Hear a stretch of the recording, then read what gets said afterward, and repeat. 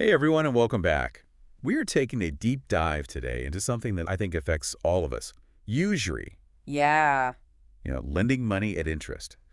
We've got Right. this really fascinating discussion between entrepreneur Matt Kim and his co-host Peter Saddington. Okay. And their take on this is very interesting. We're going to be exploring how usury kind of plays out in society, Yeah. its history, and even some surprising realities you might not expect. hmm Like, for example, did you know that there are zero-interest loans available, but only for specific groups? And Interesting. we'll get into all of that. How does this all tie into things like the crazy housing market or even healthcare? Yeah. So buckle up. This is going to be a deep dive you won't want to miss. Yeah, usury has this really interesting kind of history of being both condemned and embraced. Right. It's shaped economies and religions for centuries, and it's definitely still shaping our lives today. And right from the jump, Matt Kim throws out this idea that challenges the way most of us, I think about usury. He argues that it could actually be okay, but only within certain constraints. That's a really interesting point. I mean, Yeah. he doesn't really lay out exactly what those constraints should be, but he's clearly concerned about those situations where interest rates go haywire and trap people in a cycle of debt that they can't escape. Right. So it's almost like he's saying that usury shouldn't be a tool for making huge profits at the expense of others. Yeah, and he has this great anecdote that he brings up Okay. to kind of highlight this point. He was talking to a Jewish banker friend of his. Hmm. And get this, his friend tells him that zero-interest loans are totally normal within the Jewish community. Oh, wow. I didn't know that. That's Yeah. really interesting. Yeah. So that's a great example of how cultural and religious beliefs can directly impact financial practices. This practice stems from a concept called heter iska, which is a legal mechanism within Jewish law that allows for interest-free loans between Jews. Oh. And it's really rooted in their interpretation of religious texts like the Talmud. I've never even heard of heter iska before. That's really interesting. But isn't it kind of ironic, though, that this practice, which is meant to benefit a specific group, is based on the same religious texts that historically condemned usury as a whole? Yeah, absolutely. And it kind of makes you think, are there other examples of cultural or religious beliefs shaping financial systems in ways we might not even realize? Right. And what are the implications of that? Yeah, so if usury was so condemned in the past, how did we end up with the system we have today, where it's essentially the backbone of the entire global economy? Yeah, that's a great question. And it's a pretty complex story. But I think a pivotal moment was the shift in the Christian worldview of usury, particularly during the 16th century, Okay. with figures like John Calvin. Oh, okay. So while still acknowledging the biblical prohibitions against usury, Calvin argued that charging interest could be justified in some cases, Okay. particularly if it promoted economic growth and benefited society as a whole. He believed that with fairness and moderation, interest could actually be a tool for positive change. But this system, especially with the development of fractional reserve banking, has led to some incredible economic growth and innovation. So it seems like a double-edged sword. Oh, it absolutely is. Hmm. Fractional reserve banking, which allows banks to lend out more money than they actually have on deposit, has definitely fueled economic growth. Right. But it's also made us much more vulnerable to financial instability. I mean, just think about the 2008 financial crisis. Oh, yeah. It was a pretty harsh reminder of what can happen when this system is pushed too far. Well, it's a bit unsettling to think about. Like, are we all just hamsters on a wheel of debt because Yeah. of this system built on usury? I mean, how does it actually affect us on like an individual level? Well, that's the question, isn't it? Yeah. I think Matt Kim and Peter Saddington seem to think that the system is kind of rigged against the average person. Okay. And they use the housing market as a prime example. Okay. They argue that usury combined with fractional reserve banking has artificially inflated housing prices, Right. making it nearly impossible for many people to afford a decent place to live. Yeah. It's a huge issue. It is a huge issue. Yeah, It feels like homeownership is slipping further and further out of reach for so many people. absolutely. Speaking of systems that seem rigged, Matt Kim and Peter Saddington also highlight the practices of payday loan companies, Oh, yeah, which are pretty predatory. definitely. These companies often target vulnerable individuals with exorbitant interest rates, Right. and they trap them in a cycle of debt that can be really difficult to break free from. Right. It's a prime example of what Matt Kim was talking about earlier, where the potential for harm really skyrockets when interest rates are allowed to spiral out of control. Right. And they hit us with this pretty alarming statistic. 45% of Gen Z is drowning in credit card debt, with interest rates hovering around 22 to 23% annually. Wow. Which is pretty bleak for younger generations. Yeah, it makes you wonder, how much does the lack of alternative lending systems like heter, iska contribute to this widespread debt? Is it possible that other cultures without such deeply rooted practices are more susceptible to these kinds of predatory lending practices? That's a really thought-provoking question. It's really interesting to kind of dig into the history of usury and, how it's evolved over time, especially within different religious and cultural contexts. Right.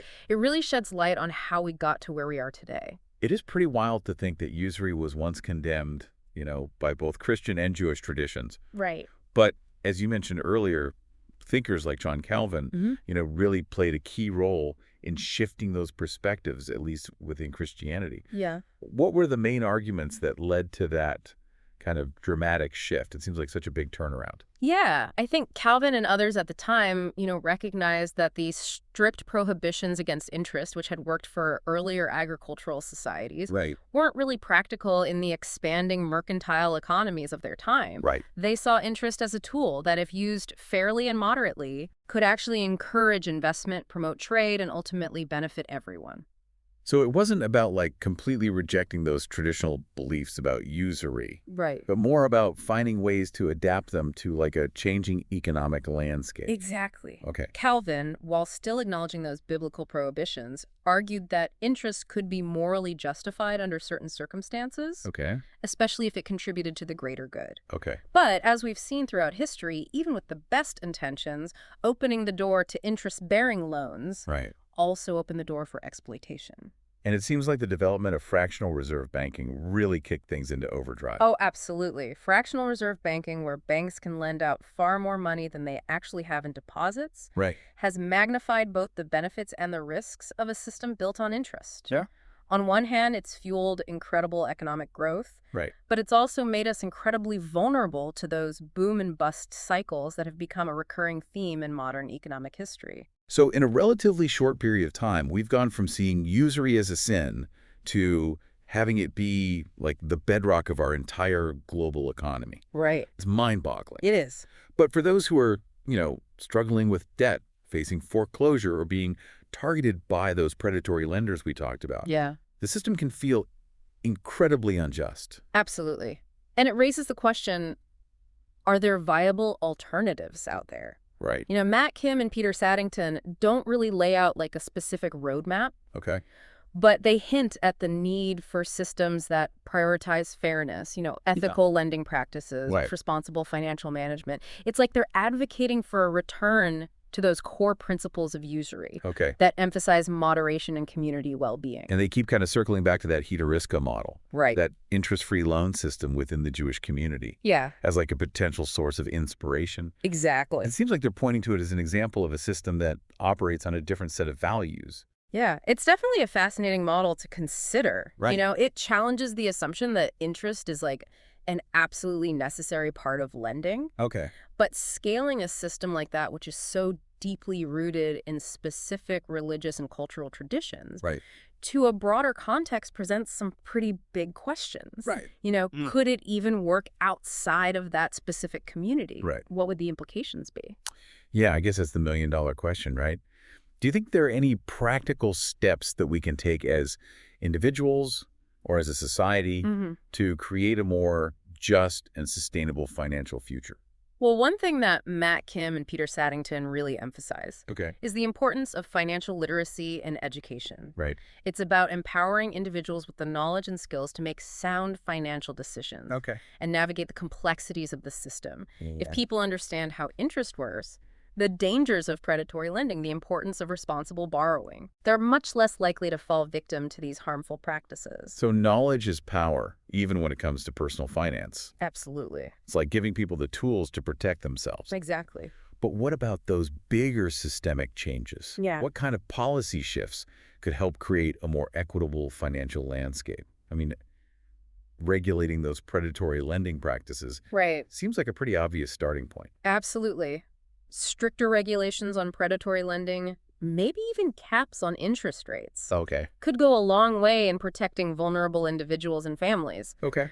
But, Matt Kim and Peter Saddington seem to be pushing for something even bigger. Okay. They seem to be advocating for like a more ethical approach to finance as a whole. What does that look like in practice? Well, it's about moving away from a purely profit-driven mindset Okay. and considering the social and environmental impact of financial decisions. Right. It's about promoting what's often called impact investing, where investments are made in companies and projects that align with those values. Right. Things like fair labor practices, sustainable development, community well-being. So it's like shifting the entire focus from just making money to actually making a positive difference in the world. Exactly. But how realistic is that? I mean, these are pretty entrenched systems we're talking about. Yeah. It feels a little overwhelming. It definitely requires a major shift in thinking. Right. Not just from individuals, but from corporations, policymakers, really all of us. Right.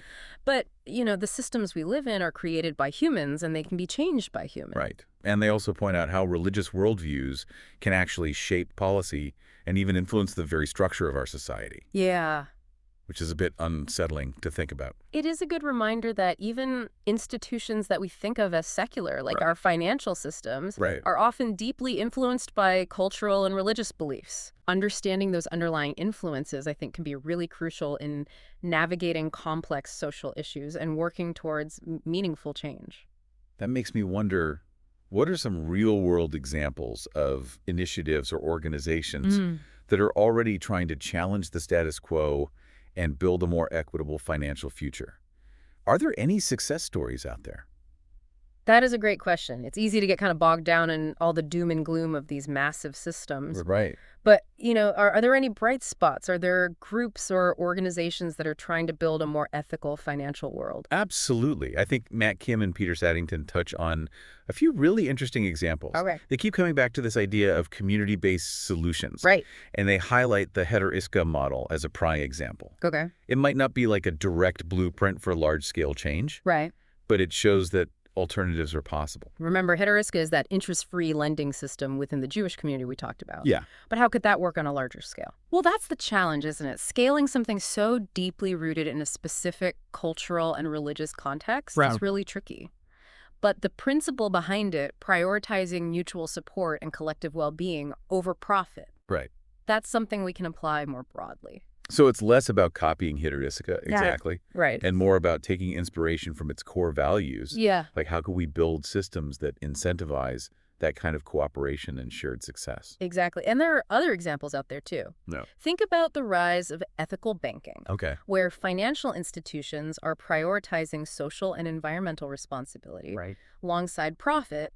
They're demonstrating that you can have financial success while also making a positive impact. I've heard of those. They often invest in things like renewable energy or affordable housing projects, right? That's right. They're proving that a different approach is possible.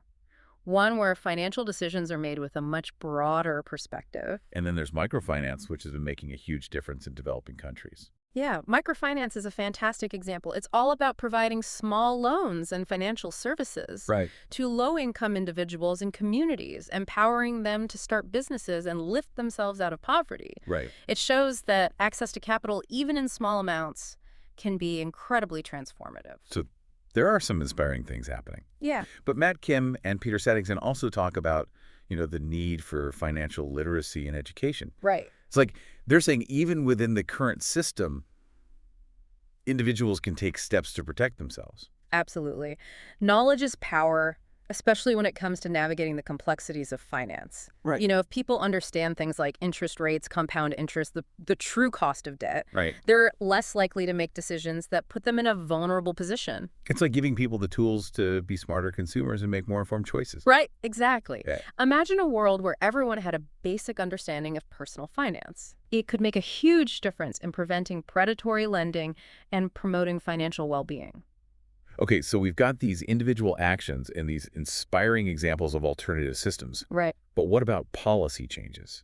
Are there any levers that we could pull at a societal level to make a real impact? Matt Kim and Peter Saddington don't offer any silver bullet solutions. Right. But they hint at the need for some pretty major shifts. Okay.